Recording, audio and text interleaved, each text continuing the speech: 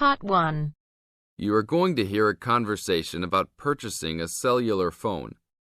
First, you have some time to look at questions 1 to 6.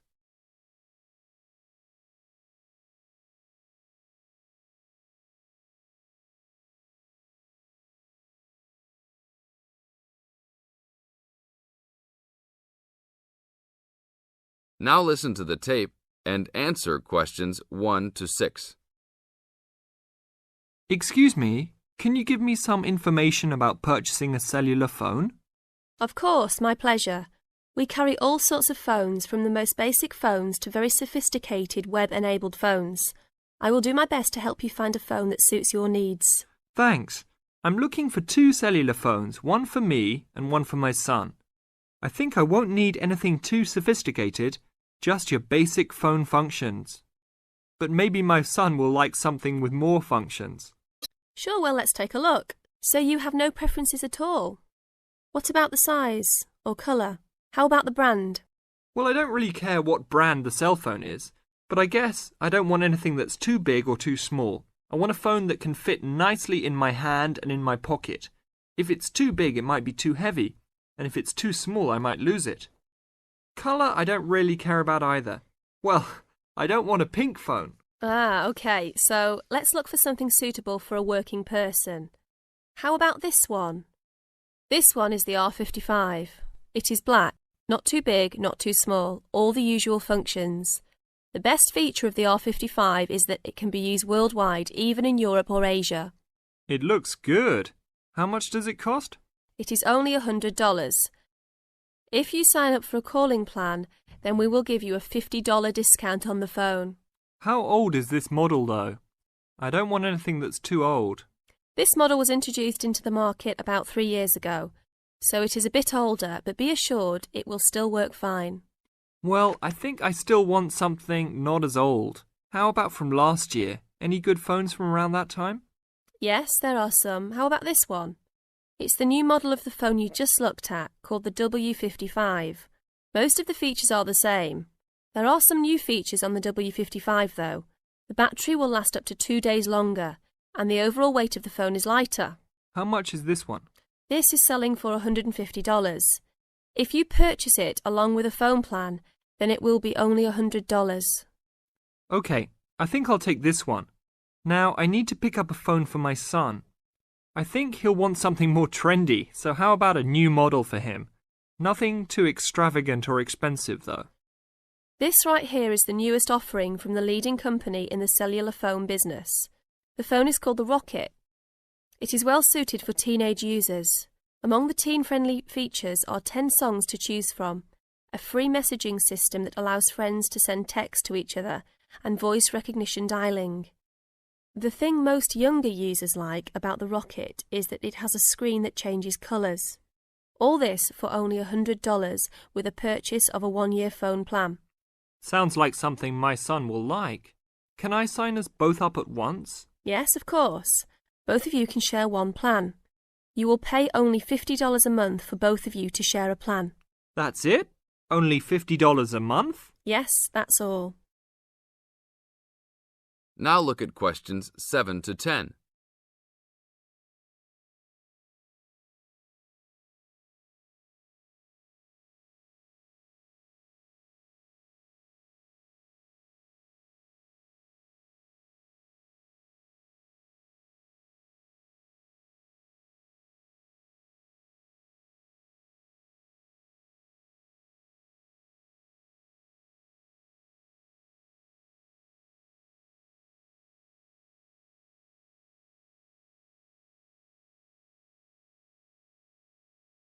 Now listen to the tape and answer questions 7 to 10. OK, I will need your information. Name and address, please. Richard Derek Jones. What's your profession? I'm an engineer. Address, please. 322 First Street, San Francisco, California. And phone number, please. 621-360-7601. Oh, sorry, that's the wrong number. 621-360-7610. How many phones do you want activated onto your plan? 2 for now. Thank you very much. Your phones will be ready in a minute. That is the end of part 1. You now have half a minute to check your answers.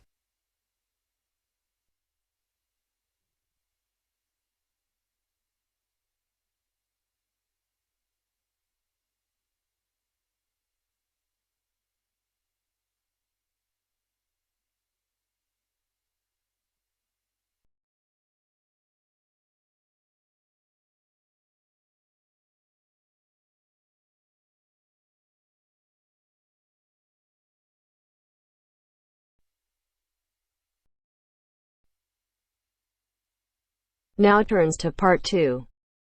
Part 2. You will hear a salesman giving information to house owners about an alarm system. First, you have some time to look at questions 11 to 16.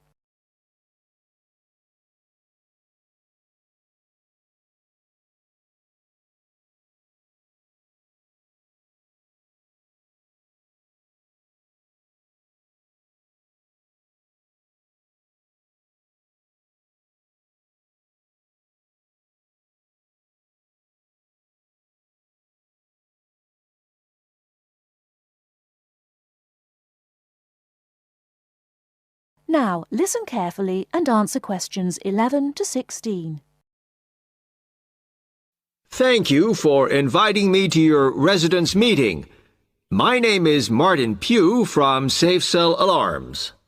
I'm going to explain a little bit about home security, and I hope you'll all feel a bit better informed, and perhaps that you will even purchase one of the alarms we sell. It is all too easy these days for people to break into our homes. Did you know that 25% of all burglaries are committed by burglars breaking and entering via the back door? Even though it is locked, it is still relatively easy for someone to gain entry. And there are parts of our house that we think are not vulnerable because they look inaccessible. But they're not. So, if you're trying to protect your home, you should make sure the top floor is covered by that protection, not just the ground floor.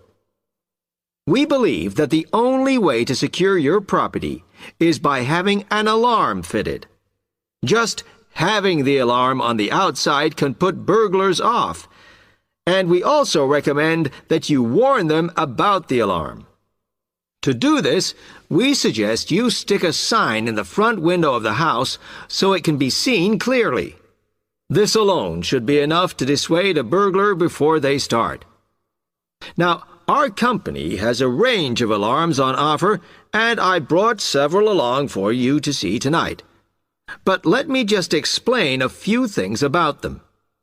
First of all of our alarms are highly visible. They're colored red, and on the underneath, there is a blue light, which you can see whether they are switched on or not. This acts as a deterrent to burglars who can see it as an active alarm system. Like most systems, our alarms are very sensitive, so you do need to look after them. You may be surprised to hear that a cat can often slink around unnoticed under the infrared beams, but a spider crawling across them will set them off. Also, our system is a little different from some. Most companies offer an option that connects their alarms to the police station. All our alarms have an automatic link to our company office. This means we can deal with a situation promptly and can sort out any alarms that have gone off by mistake. Before you hear the rest of the talk, you have some time to look at questions 17 to 20.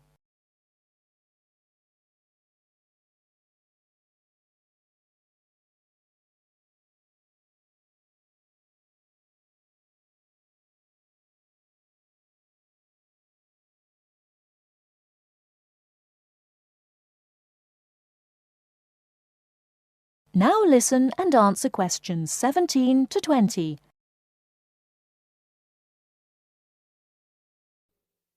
Okay, let me tell you about the installation of our alarms.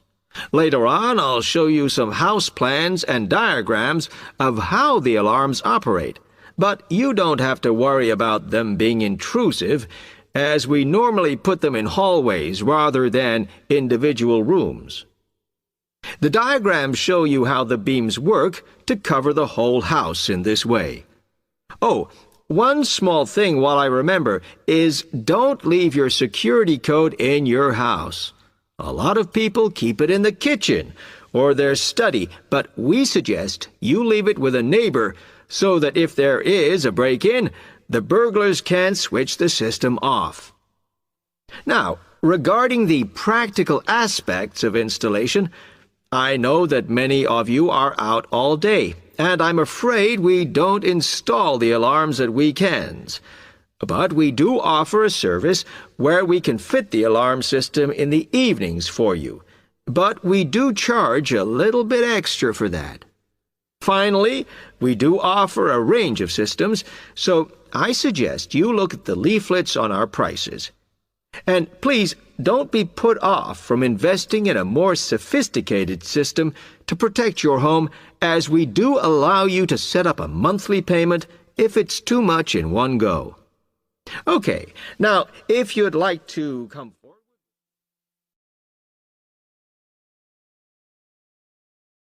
That is the end of part 2.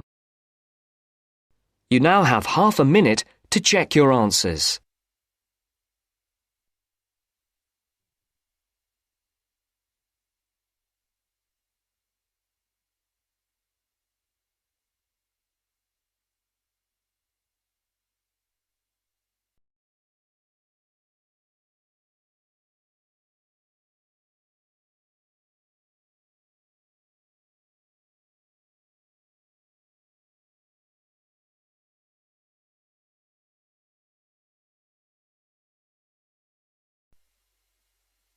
Now turns to part 3. Part 3. You'll hear an introduction about canoeing. First, you have some time to look at questions 21 to 24.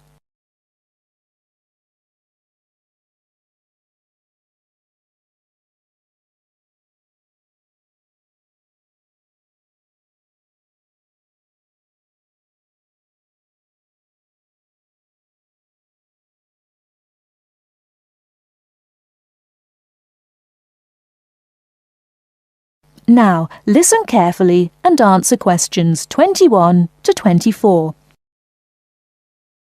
Have you imagined paddling around on a river in a small boat?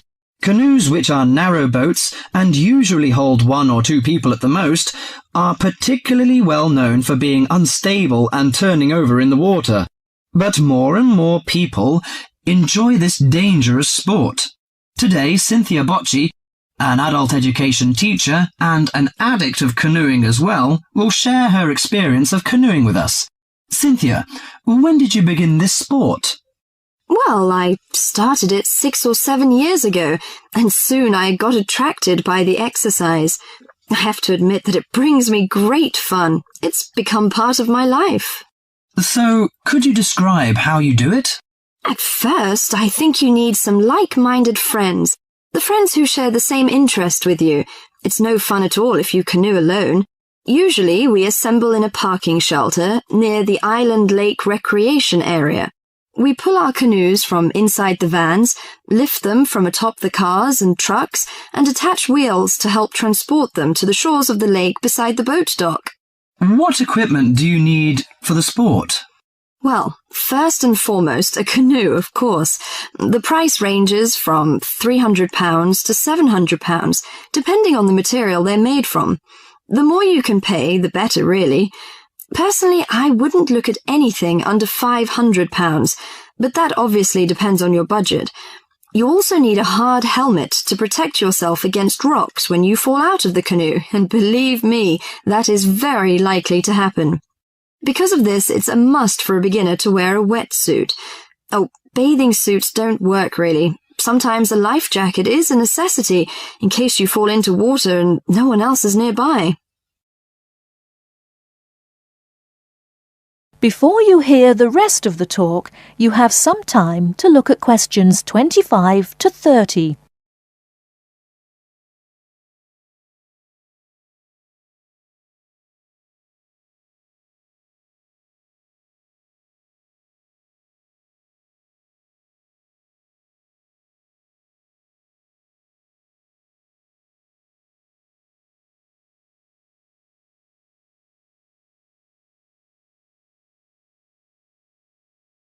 Now listen and answer questions 25 to 30. Think it's all worth it? Absolutely. I just love it. It's exciting, exhilarating, yet it's peaceful and it's calm. You can work as hard as you want to, or you can take it easy. In addition to having fun, canoeing offers a workout without realizing you're working out. Besides being a great exercise, which is good to heart and lungs, you gain strength and mobility. You build strength not only by paddling, but also from lifting and carrying your canoes. You can also exercise your mobility. Frankly, I never had upper body strength until I started canoeing. Now I can pick my canoe up and carry it on my shoulder with no problem. However, it's not just a workout of the upper body, but also a total body workout. If you're doing it correctly, it's a great calorie burner. And more important to me, paddling isn't strictly about exercise. It's as much about the peace and relaxation that comes from being out on the water. I saw it described on a brochure as liquid medicine for the soul, and that is so accurate. It allows you to take a mental break from your ordinary routine. It's a lot of fun and you meet a lot of great people. We connect on the waterways by responding to email invitations, posting on websites and club announcements. Also, it's a great way to get an up-close view of nature. You can sneak up on wildlife. I've been right next to ducks, deer, and all kinds of birds. You just get a different view than you can get on land. I especially enjoy camping by canoe. It's like backpacking without having to carry a pack on your back. You can put everything you need in the hatches of the canoe. Have you experienced this kind of camping? Well, whatever you say about this sport, it's never dull. I think on one level it's a serious activity and you can become a real champion, but it's a small group who take it that far. But for most, it's a fantastic sport for anyone who likes adventure. That is the end of part 3. You now have half a minute to check your answers.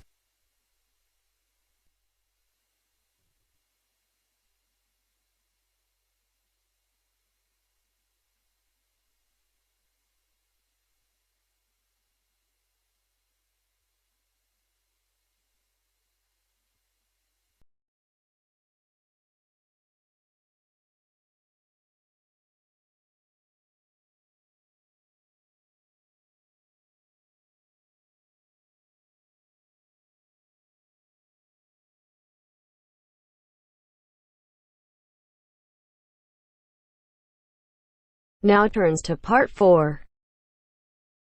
Part 4. You are going to listen to a lecture on language learning.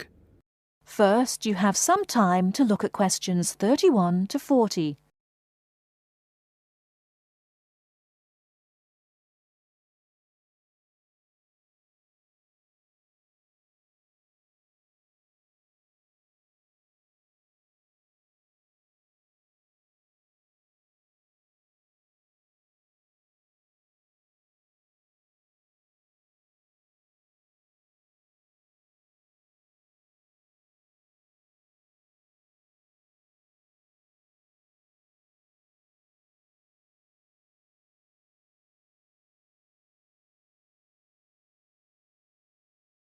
Now listen carefully and answer questions 31 to 40. This is the first in our series of lectures on language learning. The topic I'd like to deal with today is what makes a successful language learner? There's been a lot of research into what makes some people learn a language faster than others. In this lecture, I'll summarize the main findings of the research into the subject. There are many factors that influence how quickly one learns a foreign language, of which exposure to the target language seems to be one of the most important factors to consider. It's this factor which determines the speed of learning a language, especially among those people who learn a foreign language outside the classroom. There are more people who did not learn a second language or a third language in the classroom, and I think that understanding how learners successfully learn languages without the help of a teacher can provide us with the key to how to become a successful language learner. Let's look then at the characteristics of a successful language learner. Motivation seems to be one of the key factors. Research into motivation has identified two main types: instrumental motivation and integrative motivation. Instrumental motivation is the kind of motivation that encourages people to learn a language for practical reasons, such as getting a job or passing an examination. Learners with this kind of motivation intend to use the target language as a tool or instrument to help them achieve a goal. Integrative motivation is what encourages learners to learn a language in order to communicate and socialize with others who speak the language. The primary aim for learners with integrative motivation is to use the language to integrate and identify with the community that uses the language.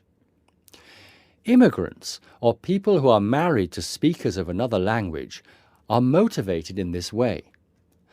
Although most people have mixed motivation, research into language learning and acquisition suggests that integrative motivation produces much better results and is an important characteristic of successful language learners.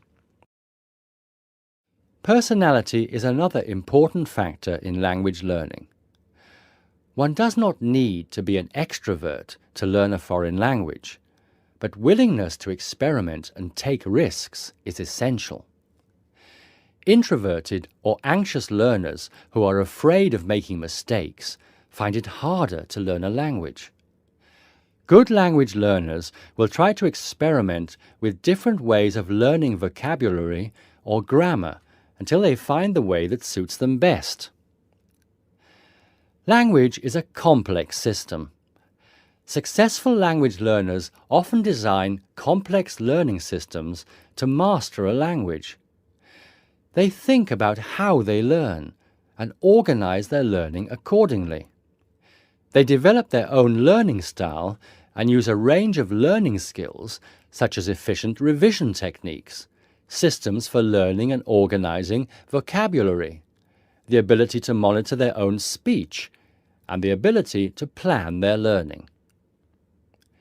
Finally, age is another major factor to be borne in mind. Children seem to be in the best position to learn a foreign language rapidly and with the best results. Older learners can also be very successful and become proficient at using a language.